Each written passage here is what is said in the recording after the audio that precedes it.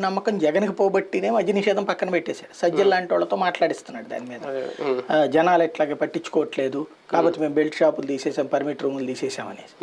ఇప్పుడు తెలుగుదేశం పార్టీ వస్తే మద్య నిషేధం చెయ్యదు. వాళ్ళు క్లియర్ గా చెప్తున్నది ఏంటి, జగన్ చెప్తానని చేయలేదు కదా, మేము వస్తే మీకు అందుబాటులో మందిస్తాం, ఆయన రేట్ ఎక్కువ పెట్టి అమ్మిచ్చి మీ జేబులు ఖాళీ చేస్తున్నాడు కాబట్టి తక్కువ రేటుకు మందిస్తాం, ప్లస్ ఇదివరకు మీ నేలకి బాగా టేస్టీగా ఉండే మందు ఉండేది, ఆ టేస్ట్లన్నీ తీసేసాడు, మేము వస్తే మళ్ళీ ఆ టేస్ట్ అందిస్తాం, అంటే మంచిగా తాగిస్తాం మీకు అని చెప్తున్నారు. ఇదివరకు అయితే దాన్ని మహిళా సమాజము లేకపోతే ప్రజా సంఘాలు వీళ్ళు ఖండించేవారు. ఆయన ఎవరో లక్ష్మణ్ రెడ్డి గారు అని చెప్పి జనచేతన వేదిక, జన చైతన్య వేదిక అనేది ఒక సంస్థ నడుపుతుండేవాడు.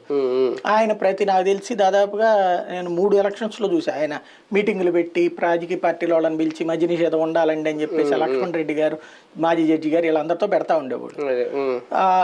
ఆయన్ని తర్వాత జగన్ వచ్చాక మద్య నిషేధ ప్రచార కమిటీ చైర్మన్ ఏదో కూడా చేశాడు, 2 ఏళ్ళు ఆయన చేశాడు.